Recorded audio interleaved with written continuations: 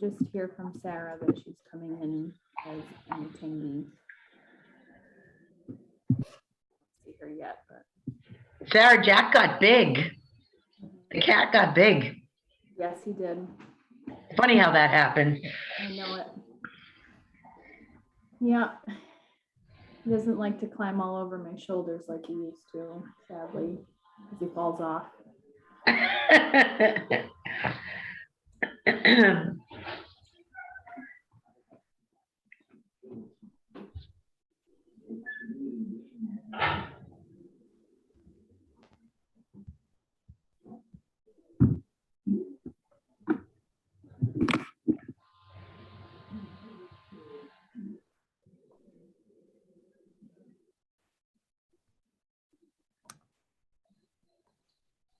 So I guess technically Hi, we have, Sarah.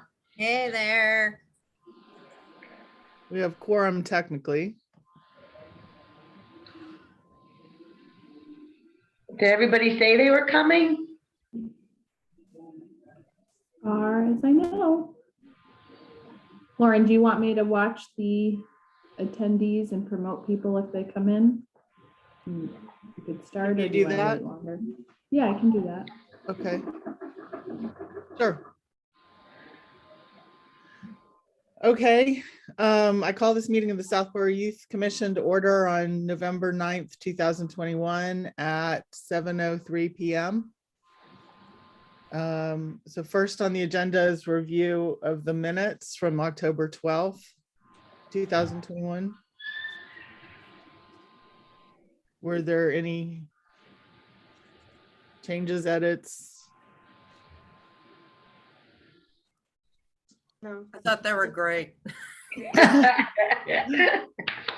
did too. I did too. May I have a motion? I'll move to accept the minutes for the October meeting. Second? We'll do a roll call. We have Sue Butka, Aye. Beth Dombucker, Hi. Sarah Mikas, Hi. Lauren Ritchie. Aye. Was waiting. I was about to say that's you. All right, let me just get the minutes out of my stack here. Second is the director's report with highlights from Sarah. Okie doke. Let me just pull up that. Okay, what to highlight? We had some really fun outreach opportunities in the month of October. We did both Heritage Day and some of you may have seen that our department also participated in Southborough Recreation's Trunk or Treat event, which was extremely well attended. It was great. We've also finally met every year at the beginning of the school year. We try to give the schools a little bit of room to acclimate to the new school year, and then we reach out to them to try to schedule a meeting just to reorient them to what we're doing, what's different that year, who's on our team, because generally we have a new intern that's joined us. So we also did those meetings in October. Let's see, I know Shannon was busy with putting the final touches on her QPR training and had her first, we keep calling these first pancakes. She had her first pancake QPR training on October 4th. And then is doing a lot of outreach to try to connect with specific groups to offer the training to those specific groups. So for example, she's going to be working with the fire department to train their staff. The senior center, she's doing a training for them. And she's got several more coming up, which is very exciting. Can I still join one of those? I have not done it yet, Shannon. Thank you. Yep. In fact, Okay. if you follow us on Facebook, I saw that there was just a post today with the link on, excuse him, on how to sign up for the remaining dates that are available, that are scheduled as of right now. But I know Shannon's goal is to try to offer this throughout the year. So if the month of December doesn't work well for you, then it will be offered in the new year as well. Okay. Thank you. Sure. She's also been working on developing a sort of complementary training on communication skills. This training is something that can be a standalone training, just to be helpful to basically anybody who has relationships with other people, which is all of us for the most part. It also is a nice complement to QPR. Shannon, do you want to talk about that briefly? I know that you were working hard on that. Sarah, what was that called again? This training? What is the name of this training? We actually had a powwow on Friday to try to decide what we're calling this training. We thought about, do you guys know the book, Mom, Get Out of My Life, but first can you drive Cheryl and I to the mall? No, I don't know that one. Oh, we were trying to think of a clever name similar to that, but we didn't come up with anything. So for right now, we're kind of referring to it as the art of communication.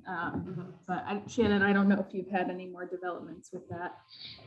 With naming it? No, we'll have a contest soon. Yes. So yeah, right now it's the nameless presentation. I'm hoping to roll it out, like, again, the first pancake kind of thing, just to friends and family to kind of give it a go, give it a test. I think December 4th is the date that I'm looking at. So as Sarah said, it's a good complement to QPR, in that one of the skills that you learn in QPR, which is the suicide prevention workshop that we're doing, is really listening to people. And it's, it's a skill that people need to know how to do, and everybody can learn how to, be better listeners. And so the idea behind the workshop is kind of like part one of the workshop is learning how to listen. So if you're talking to someone who's in crisis, kind of like if you were, in a QPR situation, that you're really giving full attention, you're listening with your whole self. Then the second part is like, it's the what about me part. So it's like, well, what happens if I'm, in a relationship, whether it's my kids, my spouse, my friends, my whatever, and I'm not feeling heard, how do you have that conversation? How do you, how do you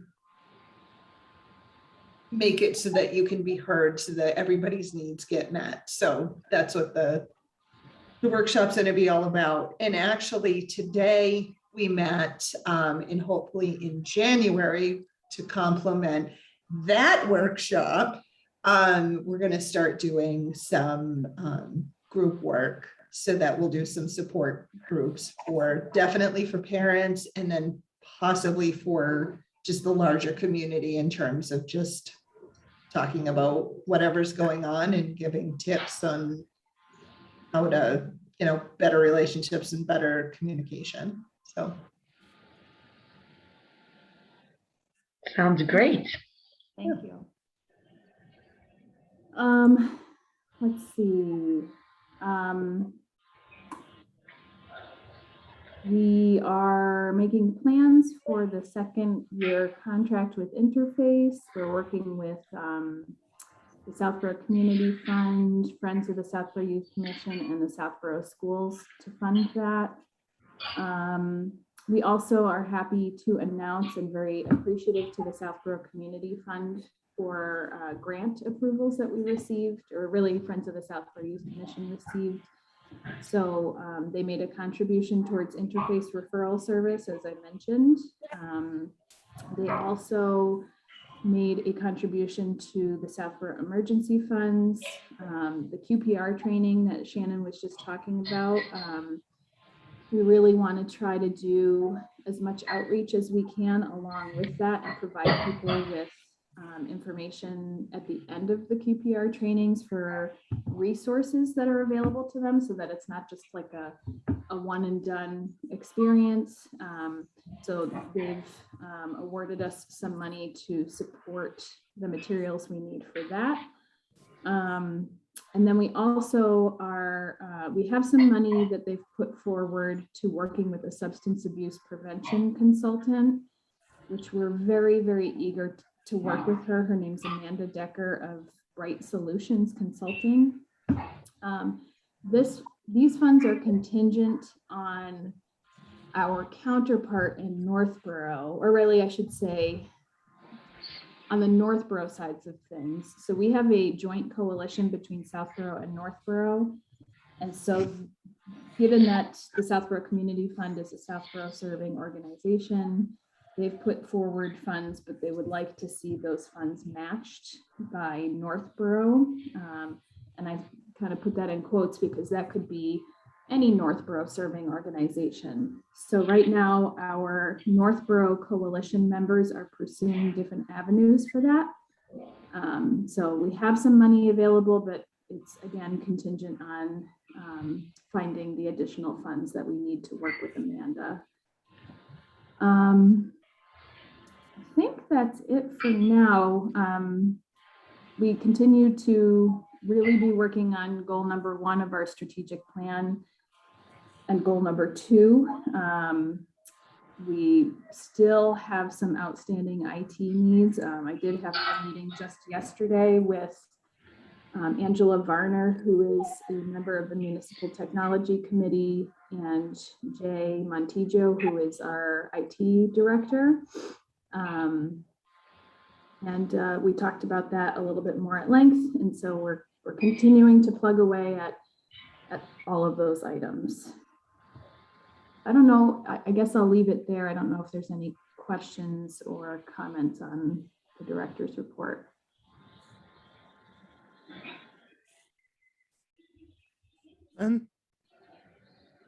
Thanks, Sarah. Sure. Next on the agenda is just a follow-up on our decision to hold youth commission meetings by Zoom through the January meeting, and we said we'd touch back in November regarding whether we wanted to plan to extend that. It might even be too early now. We can always table this for another month, but would you like to have a discussion about so I guess we could go as late as April on Zoom meeting, and then but we have the option to go back to in-person meetings if we wanted to. We'd probably do not a hybrid situation, probably either just do in-person or do Zoom. How does the department feel about that? What do you guys want? I am flexible and willing to do whatever the board wants. I have conflicting feelings. It's certainly easier for my family and I to be having these meetings remotely, but I know no substitute for in-person. So. And Shannon, what do you think? I would echo what Sarah said. Yeah, I mean, whatever you guys want to do. I really feel the same way. I haven't, as someone pointed out, I haven't been to an in-person meeting for this yet because I came on as it was all on Zoom, but there's certain pros and cons to each one. We don't have to make a decision now about February, March, but if anyone saw a clear path that we should go ahead and sign up for February and March Zooms, we could probably do that, and then we could change it if we wanted to meet in person. We're only allowed to book out virtual rooms, I think it's 60 days from the meeting date. Okay. So, but you're right, we could always, free up that room if we needed to. I wonder if it's hard for us to make a decision because it's been so long since we've done in person, that Well, it's hard to know which way either people are leaning because, sorry, go ahead, Beth. My concern is that the room that, the meeting room that we ended up in our last in-person meeting was the first time we were in that room, was very tight without any ventilation. I have a hard time in tight spaces anyway, but under the circumstances, I think that it was much too tight and no ventilation. So that's my concern. We have, we certainly can use the upstairs, the third floor space, as long as we're not competing with ping pong or something like that. But we have a really nice, it's actually where we have our staff meetings, and we've got a lot of modular furniture that moves around really easily. So I would probably say that if we were going to have an in-person meeting, that we would want to do it up there.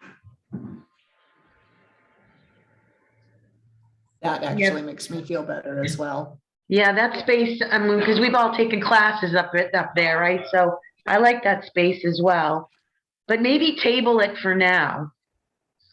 Okay. I think we'll we come back to continue it. the virtual meeting concept until, we get through the winter. I mean, I think if we can continue it until everybody feels comfortable that we're on a better trajectory in terms of COVID, I think we'll all be fairly well vaccinated and in a better position. So I would love to meet with everybody in person. I wish we could do like one meeting in person, one meeting virtual. I know that just so we could see each other and right. Yeah, no, I think having that connection is important, but I realize it's easier to attend virtually, I think, instead of getting in your car or Sarah and the staff staying and having to make plans for their family.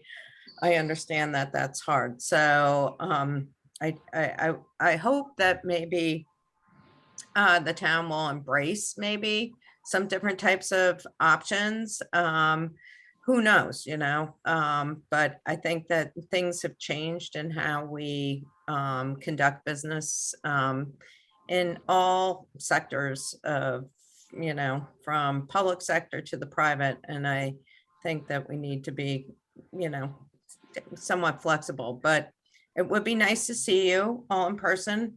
I met Christina in person at the preschool, and the only reason I recognized her face. That was about it.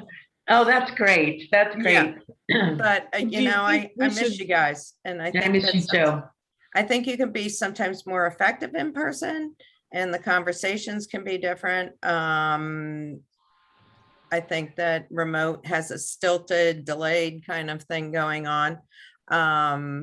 And some people don't feel comfortable in this kind of realm. So I think we just table it and wait until we have more information. I like that idea too. I mean, I like I said, I'm not feeling that great tonight, and I tested negative, but I wouldn't, if we were in person tonight, I wouldn't go. So yeah, I think waiting until the winter, we can talk about it again, obviously, but waiting until maybe everybody's had their shots plus their booster shots, and we can be way upstairs instead of the room that Beth was talking about. I think we'd all feel more comfortable. So I can bring it back up again in January? Sure. Okay. All right. Tabled for now. Sarah, back to you for the FY23 budget.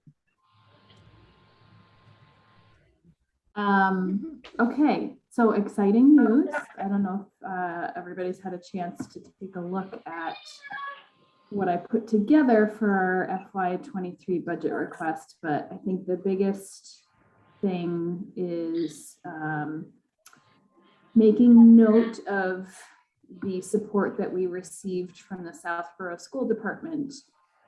So it was our intention to include funding. So firstly, we did get approval from Interface Referral Service to have a 6-month contract to cover January of 2023 through June 30th of 2023, so that subsequent contracts can line up with the fiscal year instead of the calendar year. And it's hard to predict what the cost of that 6-month contract would be, but like what we had done previously when we were budgeting for this, our contact told us what the most expensive cost would be for that 6-month contract. So I had approached Greg Martineau and his team to find out if they were interested in continuing to partner with one another to be able to continue bringing this service to Southborough. I let him know about the cost that we were quoted based off of our current usage, which is $12,500 for a 6-month contract. And he said, we will cover the whole thing. So, which is fantastic. So not included in our budget request is anything for Interface Referral Service. I did ask him for an opportunity to meet to talk about what that meant for the service. As it currently stands, I am the community liaison for Interface, and I would love to see the service continue as it has been. But I do want him, him and his team to be in the loop on the operational side of things. And I would like to talk to him about what that means for beyond FY23, even though, we have time to figure that out.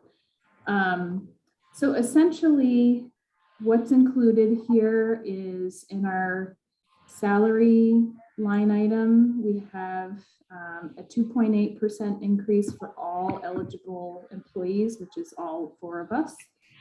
And then we have longevity pay for 2 eligible employees. Our employee training line item is the same. One big change is for many years, we've had no funds in a data processing line / communications line item. And the only thing that used to be in there was that our department used to pay for our phone lines. And then the IT department took that over several years ago.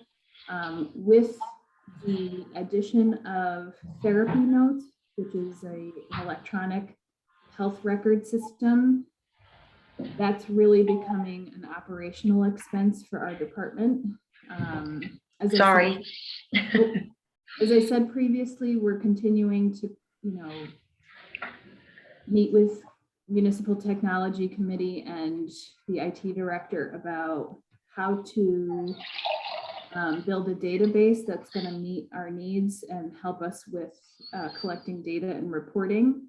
So that data processing line may change over time, but for the current request, all that's included here is funding for therapy notes as well as translation services through telelanguage.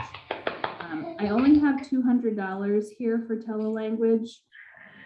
The board had approved our use of $400 for telelanguage through the donation account.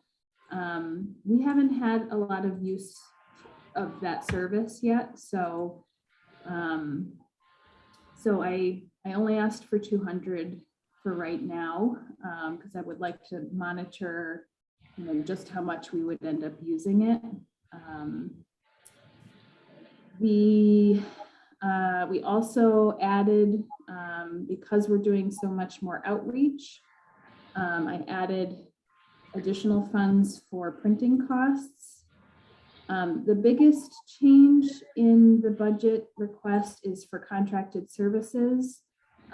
You'll notice in the packet, I'm sorry if I didn't reference this at the beginning, I included a memo to the finance team outlining exactly the amount that we're asking for, whether it's an increase, a decrease, or no change, and what it was that we're asking for related to those costs. So the clinical consultation services and clinical supervision for my position, in order for us to meet at the level of frequency that would really be required, we would be adding $2,800. So that's the change there. Office supplies is the same. Recreational supplies, the name of that line item is somewhat misleading. It's really our funds for programs. So because Shannon is doing so many community trainings and required to supply materials, especially for the QPR suicide prevention trainings, we are likely to need more funding in order to be able to offer those programs on a regular basis. And then in-state travel, I left the same because that's still a little bit in flux in terms of how much traveling we're doing. So that is what I'm presenting to you all this evening. I don't know if there's questions on that, but this is due to the finance team on Friday. So I have time to make any changes before then based off of how the board is feeling about. I think that's great news about the schools too. That's awesome. That's great. Very appreciative. It looks great, Sarah. Thank you. It was very clear. How do you think they're going to react to it? I mean, do you think there's going to be any pushback? Are you prepared for that? There, I think it's a process we go through every year where, all town departments have needs, and we're all, that's a part of our job, is to bring those needs forward and try to advocate for the needs of the department and the services. Really what's in there is very, very much operational expenses. There's not a lot of, I realize the $1,700 in the data process line is a big jump, but we cannot continue to operate on paper exclusively anymore. In fact, this isn't even sufficient, asking just for this. So I hope that they will agree, because we need a way to keep track of our services, to protect people's information, and to have a way of communicating with people in a secure way online. We can't keep going the way that we have been. And we're very appreciative to Municipal Technology Committee and the IT director for helping us get to the place that we are right now and continuing to help advocate for us moving forward with meeting these IT needs. The contracted services, basically all of the 5,000 that's in there right now has been used for our clinical consultation services, and we're asking for more towards that. I think I will need to advocate for that, because this is something that, unless you're in the field, you may not appreciate the importance of this service. So really, I feel very comfortable advocating for it. It's best practices, it's about liability, it's about safety, and making sure that we're doing the best we can for our residents. So I hope that they will agree there also. So I don't know if there's other, if I've done a good enough job right now, maybe just. I thought you did a great job. You know, if there's any, I mean, do we need to vote on this to support you, or? Yeah, so I do need to submit this to the town finance team. So typically the board has voted on this proposal and any changes that are made along the way. Okay, I move to, I don't even know how to put this. I move to, someone help me.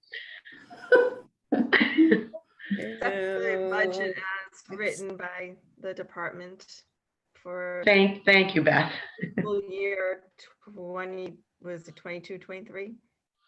Fiscal year 23 would be, right? FY23. I second that. Thank you, Beth. You did the hard part. All right, I'll do roll call vote. Susan Byer, Aye. Sue Butka, Aye. Beth Dombucker, Aye. Sarah Micus, Aye. Lauren Ritchie, aye. Thank Great. you. Sue, did you want to give a friends report, or would we maybe be seeing Leslie pop up on this? So Leslie and I, well, just do something quick. I'm not sure if Leslie is going to join in tonight, but we did meet with Rotary last week at one of their meetings, and they gave us some other ideas on fundraising. And I don't want to go into too many details, but they talked about one of the suggestions was maybe getting neighborhoods involved in, I don't know if Sarah's talked to Leslie, about neighborhoods getting together to support a campership, you know, a competition kind of, and I shouldn't call it a competition, but we talked to them about fundraising ideas and having them support us in that role. But we are going to get together again and chat with them. That particular meeting that Leslie and I were at, they only had 3 of their members there, and their president was at a national meeting and was out of state, and their next in charge, who is terrific, has kind of just joined the group. So I think next month we'll have more to say. Okay, great, thank you. So back to Sarah for outreach and advertising. There's the monthly bulletin and the discussion of outreach materials. Monthly bulletin might be fast. Yeah, so you may have noticed we're trying various advertising methods and sharing of information and trying to keep things interesting. Unfortunately, we just learned recently that the virtual backpacks through the schools have to be in Word documents now only. I don't know if this is permanent, or I think it is, which poses some challenges. Not entirely, but I was hoping that it would be in a PDF form so that we could use this bulletin to add to the virtual backpacks, but now we can't because it doesn't translate well as a Word document. But my hope is to try to do them once a month, and we really appreciate your feedback. I wanted to give this a try because I have personal experience with it. My own children's principal sends out one of these bulletins once a month. And I don't know about you all, but I get really burnt out on reading things. at certain points in the day or the week. So what she does is she does a video of any updates, and then below it is the text. So depending on, we actually found this in my own home. My husband said, "Oh, I never listen to her videos. I only read the bulletin." And I said, "Oh, I never read the bulletin. I only read the text." So I tend to click on the link and I just listen to it on my drive home and get my information that way. Again, we're just trying to keep things exciting. Shannon also has been wanting to keep something in the virtual backpacks for the schools and not have it be sort of a stagnant flyer that's in there, but have it on a rotating basis so that it continues to be fresh and, you know, that we're highlighting different things. So we're trying different things. So this is just kind of sharing, you know, keep an eye out on that, and then please give us feedback on it, on anything that we're doing, because it's hard to keep things exciting.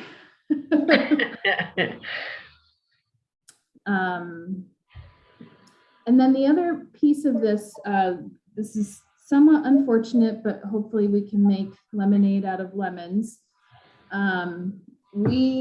You all probably remember, or maybe not, that for Heritage Day, we wanted to do outreach bags. We were concerned about the fact that we could potentially be giving out a lot of bags to people who aren't even Southborough residents, because there's a lot of folks who go who are not. So we didn't want to hand out our blue outreach bags that we have because they're more expensive. We made a decision to do brown paper bags, nice paper bags with handles. And we were going to put a sticker on the outside of the bag with our logo and our information on it. So we had a miscommunication with our friends over at Quick Print about the cost of the stickers. And actually, unfortunately, and fortunately, actually, the stickers were not ready on time for Heritage Day, because one of the things that was required that I didn't appreciate was that they had to outsource the stickers to a different company and did not do them in-house. So the stickers weren't ready for Heritage Day, thus we did not give them out. And I said, well, let's move forward with the order anyway, or they were already in production at that point.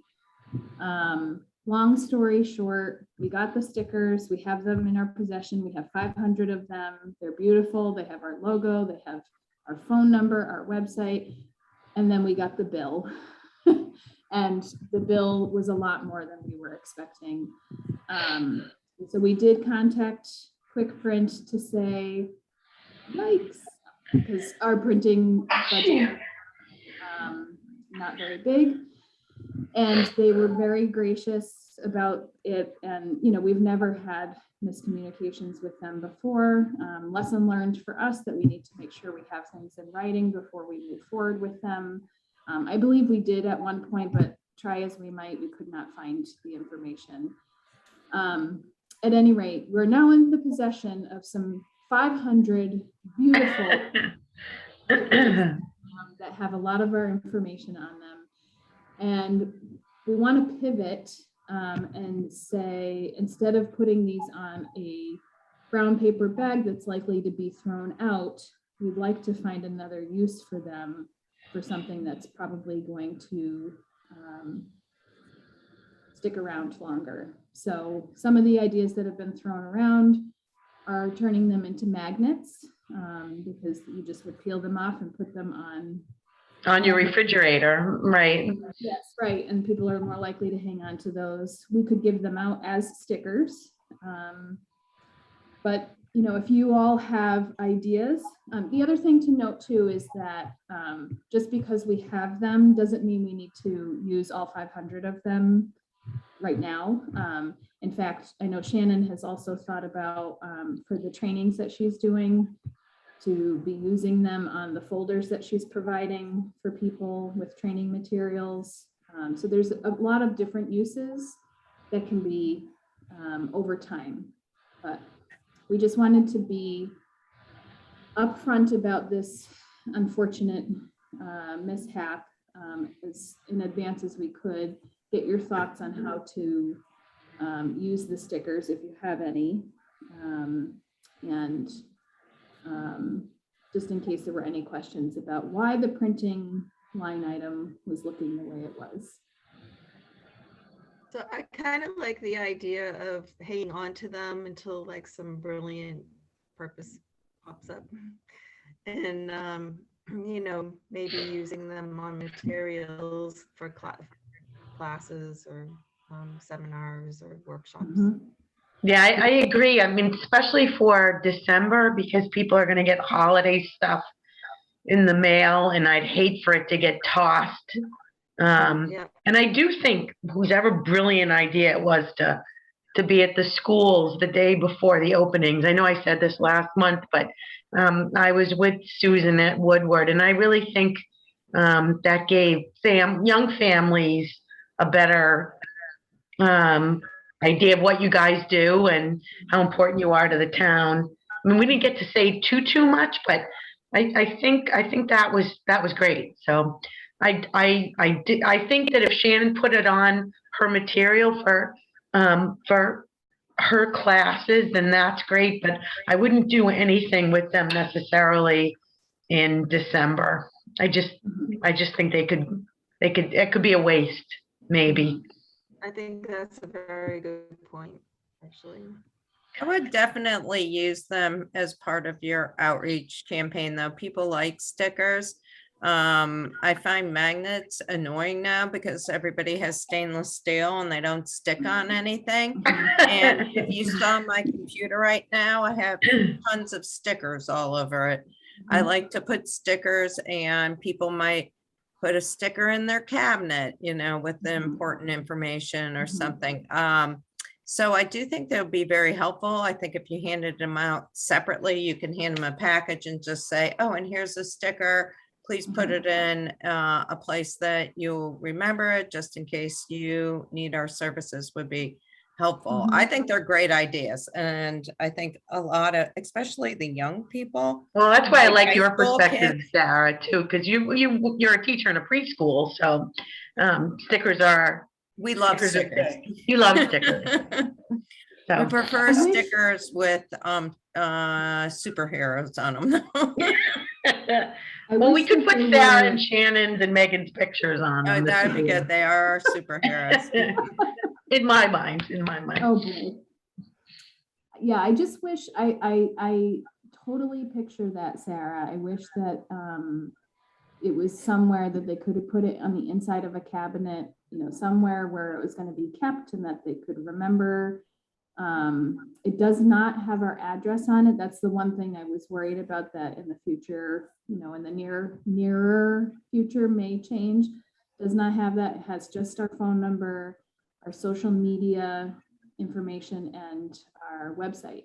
I think So if- that's the most important things. I wouldn't. I Yeah, agree. yeah, I just agree. can't- No I one's don't know gonna if come people- visit you without calling. And Exactly. Yeah. I mean, they might, I but don't know if people would use it as a sticker on the inside of their cabinet, you know, but they could just tape it or something if they wanted. yeah. to. Oh, I have stickers all over my house. I know. My pantry has the form that you guys sent out that had, you know, all the kind of emergency information on it. So that's still hanging in the inside of my pantry closet. So I think a lot of us are like that, but I like Sarah's perspective with the stickers and the little kids and parents of the little kids. So,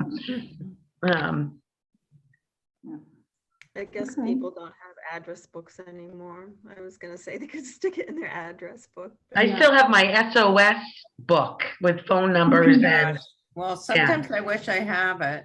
I still have my Rolodex. You know, I like that kind of stuff, but I'm old. Me Well, too. thank you, and thank you for your understanding, and our apologies for this happening. And again, it's a good Oh, my learning goodness. process for us to making sure that we get things in writing before we move forward with production. And It was just a miscommunication, you know, it's nothing really necessary to apologize for. Yeah, Shannon should put it on all of her stuff, though. I like that idea. Okay. Well, that's all we have for this evening. Wow, So we It's can, 7:46. I know. what are we gonna Okay. do? I just want to say that Lauren is so much more efficient than I ever was. I don't think it has anything to do with that. I think we have a We all relatively have short different meeting today. styles. It's great to see all of you, though. I hope you feel better soon. Thank you so much. Thank We do you. need to have a, before everyone leaves, we need to have a vote to adjourn. I make the motion to adjourn the November meeting of the Southborough Youth Commission I second that. at 7:47. All right. Susan Byer, Aye. Sue Butka, Aye. Beth Dombucker, I Sarah Micus, Aye. and Lauren Ritchie. Aye. All right. Good night, everybody. Good night. everybody. Good night. Go Bye. have See your you. dinner and watch a movie. All right, Sounds take good. care. Bye. Bye, guys.